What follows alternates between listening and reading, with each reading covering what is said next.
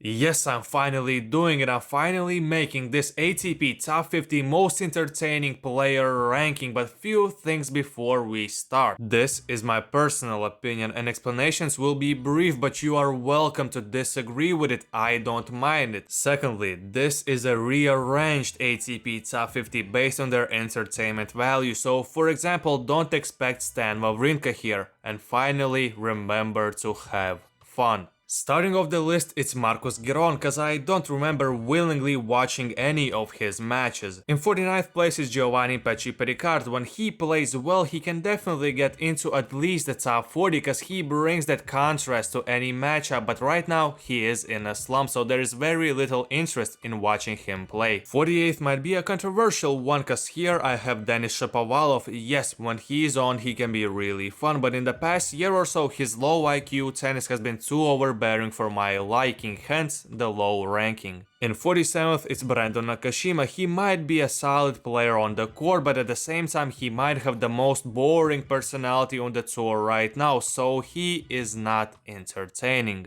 In 46th, I have David Goffin, and he is just a bit old, isn't he? 45th is for Portugal's own Nuno Borges. I mean, he is mid, not an aggressive attacking player, not exceptional defensively, so ranking is warranted. Next up, it's Pedro Martinez, who is starting off the clay court merchant part of the ranking. Following him, it's Luciano Darderi, Alexander Müller, Alejandro Tabilo, and maybe controversially Sebastian Baez. In 39th, I have Zizou Bergs. Even though I know he can pull off some entertaining matches, he is just a bit unproven on the tour, so I'm ranking him a bit lower. But shout out to him for being involved in the dumbest incident I have ever seen on the court with Christian Garin. Next up is Jordan Thompson. When he plays competition on his level, he is not that interesting to watch, but when he plays someone who is better than him, then I feel like he's pretty good at annoying them with his play and therefore making the matchup more entertaining. Miomir Kecmanovic just seems like the mandatory Serbian in the middle of the top 50 who is just simply solid, and that's it, so he is going into the 37th spot. Again, might be a controversial one, but Hubert Hurkacz is just not a fun watch, is he? A serve-reliant, big, whiny player who moves as if he has a stick up his ass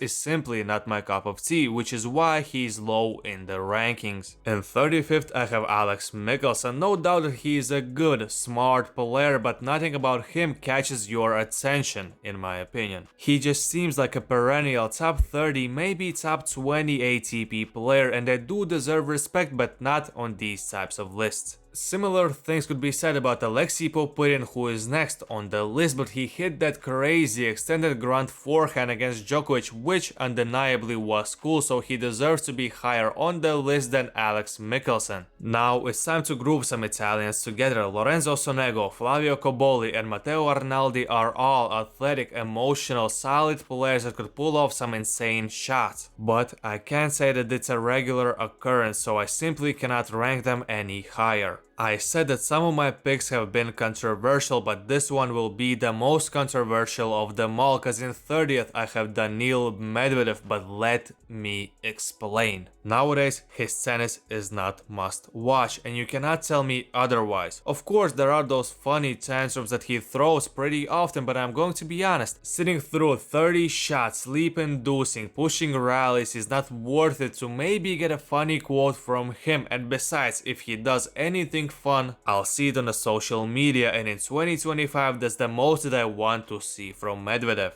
Okay, I need to calm the situation down by having someone who not many fans care about next on this list, so let's go for Hugo Humbert here and forget about it. Well, French-speaking players are still not safe, because in 28th I have Felix Auger-Aliassime. I mean, the guy is just too inconsistent, so it's hard to get invested into his tennis, but when he finds that groove, he is fun. It's just that you don't know when you'll get to eventually have fun when you are watching Felix. Well, now the North Americans are not safe, cause here I have Sebastian Korda. Smooth strokes is what I usually bring to the table, but on the tennis court Sebastian has those. Unfortunately, even though his tennis is visually pleasing, I don't remember him playing 2 good matches in a row. Okay, maybe I do, but those good runs are few and far between, so he is ranked lower on this list. Next up, I'm grouping similar players again. In 26th, I have Karen Khachanov, and after him, I have Jerzy Lechechka. Both are just better, more entertaining versions of Alex Michelsen and Alexei Popyrin type of players, which is why they are higher ranked than them, but I also couldn't put them too high cause their tennis is a bit pragmatic. Following them is Andrei Rublev, and although he can produce good tennis, watching him play feels like I'm interrupting someone when they are sad, and I feel uncomfortable doing that, so that significantly takes away from my enjoyment. In 23rd, I have Alex de Minaur, and to be honest, he just runs fast. He is a one-trick pony, but sometimes that trick can be super fun, so he is here in the ranking. In 22nd, 21st, 20th, and 19th are Casper Ruud, Alejandro Davidovich Fokina, Francisco Cerundolo, and Lorenzo Musetti. Entertainment-wise, the problems are there. Their preferred surface is clay. On hard and grass courts, they are worse, which understandably impacts the ways in which they can be entertaining. To be fair to them, they are getting better on the uncomfortable surfaces, but on clay, they are great and most importantly, fun. Therefore, they deserve to be at least close or in the top 20. I'm grouping players based on their nationality again because in 18th and 17th I have respectively Jakub Menchik and Tomáš Machac. I understand that their playstyle is not similar, but my sentiment towards them too is young, up-and-coming players who can produce fireworks on the court, but I feel like they need a great opponent in order to do that, which slightly decreases their entertainment value on their own. But they have the potential to rise up the rankings in the coming years. In 16th I have a shocker, maybe, but it's Sasha Zverev. Yeah, he is unbelievable, has been a top 5, top 10 player for a long time, but there is nothing that pisses me off more in tennis than someone playing scared in the crucial moments. And Zverev is an expert in doing that, so simply because of that he is relatively low on this list. Okay, I'll do the grouping players based on their nationality thing again, cause in 15th, 14th and 13th I have 3 Americans. Taylor Fritz, Ben Shelton and Tommy Paul. Obviously they are very different players, so let me give the reasoning one by one. Taylor Fritz is just all around great, which inevitably leads to some great matches, but I can't say that I'm frequently looking forward to his matches. Ben Shelton knows how to play with fans and opponents' emotions, so whether you like him or dislike him, most of the time you are still invested when you watch him play. Tommy Paul is just super athletic, super quick and willing to sometimes sacrifice himself for the entertainment value of the matchup, which is something that I respect. In 12th I have Stefanos Tsitsipas, but apparently I can't say anything bad about him, so thank you to the Lord and Savior Stefanos Tsitsipas for gracing us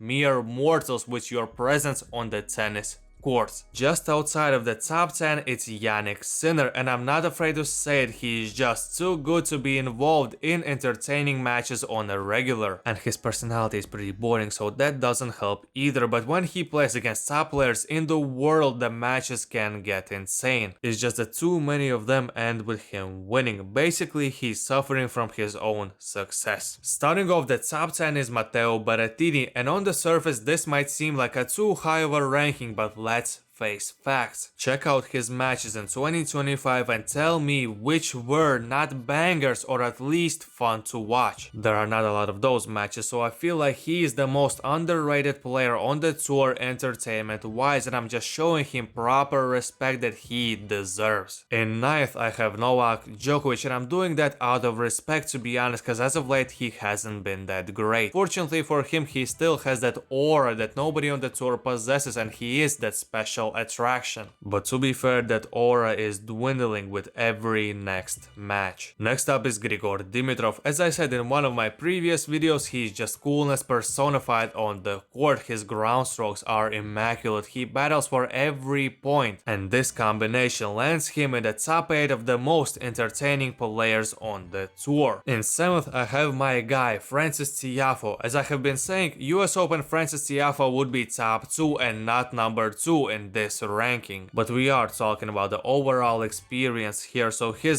up and down form played to his detriment here. But at his best, there are not many who are better at involving the crowd in his matches than Francis. When you get to the top of such a list, it gets very difficult to explain your decisions because differences are so marginal that even you yourself can change your mind in an instant. So allow me to introduce to you my top 6 of the most entertaining players on the tour with very little explanation. 6th place, Jack Draper, cause he is an all-around demon. 5th place, Holger Rune, cause he is a crackhead. 4th place, Gael Monfils, cause he is aging like fine wine. And 3rd, it's probably the most unexpected placement on this list, it's Tallon Griekspoor, cause he has an insane variety. In 2nd place, it's Artur Fils, cause he is him. And in 1st, it's obviously Carlos Alcaraz. I'm sorry for being predictable, but some things you just cannot deny. So this is my top 50 of the most entertaining players on the ATP Tour. Let me know what you think of it in the comment section down below. Please tell me that I placed your favorite player one spot lower than where he should have been. Like the video, subscribe to the channel, and until next time,